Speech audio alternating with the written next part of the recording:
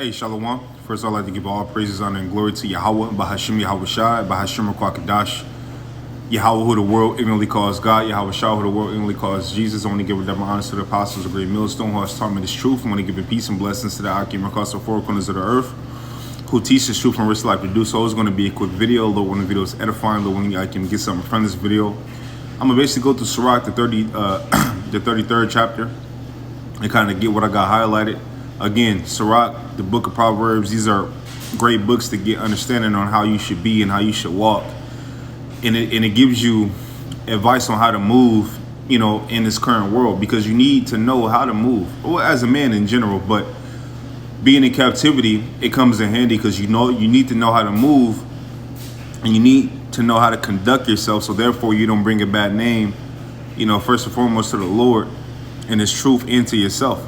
Okay, and with this knowledge, right, you got to be a man before you could be a man of the Lord. You know what I mean? And once you becoming a man, to learn how to become a man, you read the scriptures. Like the brothers always say, read the scriptures, and they tell you how to conduct yourself. And once you conduct yourself, then you could transition. And when you conduct yourself as such, then you could transition into being a man of the Lord. Some of the books that lead you to that is the book of Proverbs, book of Sirach, and just reading stories about, men who trusted Yahweh while Yahweh Shai, that written testimonies about the evidence that the Lord is sure and evidence that the Lord is real. Okay? That's why Sirach 2:10 says what it says. Look at the generations of old. Okay, read the old stories. Read and see that the Lord forsake any men, any of his men, he didn't. Okay, he didn't. He's a righteous power. See, the Lord is not one of these niggas in the world. See, you got to, like I did a video on black culture, right? You got to break down the difference between a nigga in the world and men of the scriptures, right? Because, yeah, we're the same people, so to speak, but we don't have the same morals and principles. We don't have the same life. We don't live the same. We don't have the same views on life. Okay? We try to mimic as much as we can as men of the Lord. That's why we read scriptures. That's why we try to get understanding. That's why we try to get knowledge before we make any moves and things of that nature. Men in the world that are Jake, they don't do that. They go off their feeling. They go off their emotion. Okay? So when you're looking at that, the men in the scriptures are none like, right? The godly men in the scriptures are none like these 2/3 out here. Okay, so looking at these 2/3 out here, you're looking at heathen. You're looking at heathen because they mimic the heathen. Okay, they mimic the heathen. So we got to look at honorable men, which are men of the Lord, man. And look at examples of what they did and how they did it, and look at examples on how they trusted the Lord and how the Lord delivered them. Okay, but without further ado, let's get into the scriptures. This is Sirach 33:19. It says, "Give not thy son." Well, let me go up.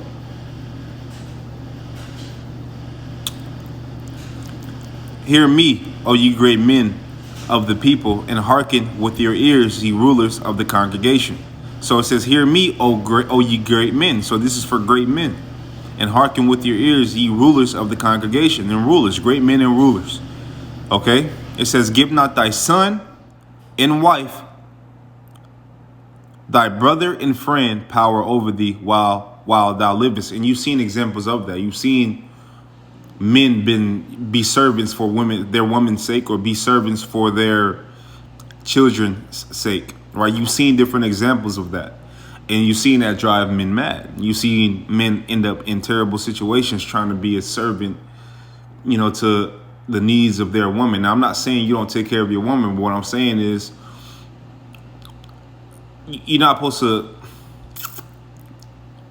put yourself in harm's way or go all out overboard, stretch your neck out to where you could possibly be harmed, whether it's taking you away from the truth, whether it's you physically being harmed, whether it's you being mentally harmed because of a woman. Remember, their hearts is full of traps and snares. They're full of games, full of tricks. Understand that. Okay? It says, give not, especially now, with the leeway, because they have a license to get down like that, right? License through who? Through the wicked one, through Esau. Okay, it says, give not thy, because what? The earth is given into the hands of the wicked. So if the wicked is ruling the earth, then they're going to try to give license to sin, and these women has actually took the bait. That's why you see what you see now. You don't see any honorable. Come on, man. You rarely see an honorable woman. You know, usually if a woman is with you, right?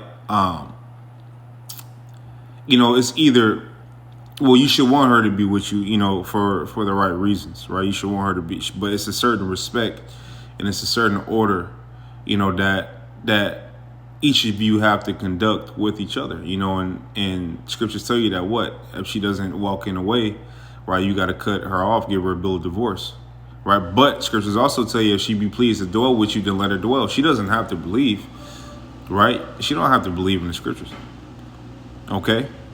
But as the man, you have to believe, you have to follow, okay? Because what she is saved through what? Through you, okay? She's saved through you, but you've seen men become servants for a woman's sake, and that's not what you're supposed to do, right? It says, give not thy son and wife, thy brother and friend power over thee while thou livest. See, son, too, your children. You've seen people become, you know, slave to their children. And some of these children will, you know, will drag you through the mud if you let them. You know what I mean? They'll, you know, I've seen examples of that. You know, and the man that try to go all out and to even harm himself, they're trying to please their, no. That's not what you're supposed to do, man. It says the scriptures, it says power over thee while thou livest, and give not thy goods to another, lest it repent thee and thou entreat for the same thing. Yeah, give not your goods to another, lest it repent you when you try to go get the same thing you just lended. Okay, it says, as long as thou livest and has breath in thee, give not thyself over to any. Don't give yourself over to any, man. You can even see that on your job, right? You can see that on your job, man. You could, the boss will take advantage of you. Your boss will let you take advantage. Your boss will take advantage of you if you let him. Okay, you overdoing it. He's gonna get what he can get out of you, right? And that'll lead you to go crazy. Leads you to feel used, because once he can't use you anymore, guess what? He washed his hands with you. It says, as long as thou livest and has breath in thee, give not thyself over to any. For better is it that thy children should seek thee. So better is it that thy children should seek you. Okay? That thou shouldest stand to their courtesy. In all thy works, keep thyself the preeminence, leave not a stain in thine honor. At the time when thou shalt in thy days and finish thy life, distribute thine inheritance. Yeah, distribute your inheritance. Right? Set your house in order and distribute your inheritance. 25, it says, if thou, and the reason I'm getting, I don't have children, right? But for brothers who do, obviously they know, you know, what to do and how to conduct, you know, but for those who do and are new to this, right? These are good scriptures to read, because then you can understand. I'm not telling you not to deal. I'm not telling you to be a deadbeat. I'm not telling you to be a lion in your house. I'm not telling you to treat your woman bad. That's not what I'm telling you. But don't become servants for a woman's sake, man. Probably be the worst thing you do when it comes to that. It says, at that time, when thou shouldest end thy days and finish thy life, distribute thy inheritance. 25, it says, if thou set thy servant to labor, thou shalt find rest. But if thou let him go idle, he shall seek liberty. See, if thou set thy servant to labor, thou shalt find rest. So if you set your servant to labor, you'll find rest. But if thou let him go idle, he shall seek liberty. He shall seek to be free. Okay, it says, a yoke and a collar do bow the neck, so are tortures and torments for an evil servant. It says, send him to labor that he be not idle, for idleness teaches much evil. And you could take this and apply it to your work in this truth. Being idle, it teaches much evilness. Why? Because you've been in the world longer than you've been in this truth. You've been in the world longer than you've been in this truth. So it's easy to drift back into the world. It's easy to drift back into being sinful. It's easy to drift back into being a nigga, man. Okay? But how do you refrain from that? By not being idle. Idleness teaches much evilness. Why? Because you become slothful. Right? You become slothful. You become settled on your lees. Scriptures tell you about that. Don't do that. It says, send him to labor, that he be not idle, for idleness teacheth much evil. Set him to work as it fit for him. If he be not disobedient, put on more heavy. Set him to work as is fit for him. If he be not obedient, put on more heavy fetters. Okay, it says, but be not excessive toward any, and without discretion do nothing. Okay, yeah, don't be excessive toward any. Okay, like Esau was. Okay, 30. It says, if thou have a servant, let him be unto thee as thyself, because thou hast bought him with a price. If thou have a servant, entreat him as a brother, for thou hast need of him.